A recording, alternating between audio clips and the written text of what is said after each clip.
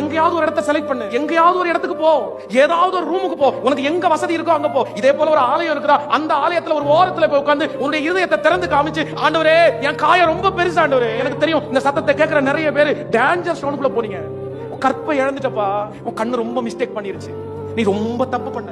ஆனா யாருக்குமே தெரியாது. நான் சொல்றேன், உன்னை தூக்கி எடுக்கிறதுக்கு உங்க அம்மாவுடைய ஜெபம் உனக்கு உதவி செய்யும். ஒரு லிமிட்டட் மட்டும் தான்ப்பா உங்க அம்மாவுடைய ஜெபம் உனக்கு உதவி செய்யும். உங்க அம்மாவுடைய ஜெபம், உங்க அப்பாவுடைய ஜெபம் நீ சாகாம உன்னை காப்பாத்திருச்சு. நீ மரணத்தினுடைய விளிம்பு வரைக்கும் போன, ஆனா உங்க அம்மாவுடைய முழங்கால், உங்க அப்பாவுடைய கண்ணீர் உன்னை காப்பாத்திருச்சு. ஆனா உண்மையா உன்னுடைய அலங்காரத்தை பெற்றுக்கொள்ளணும்னா நீ வராம முடியாதுப்பா. உங்க பாஸ்டருடைய ஜெபம் உன்னை கொஞ்சம் தான் காப்பாற்ற முடியும்.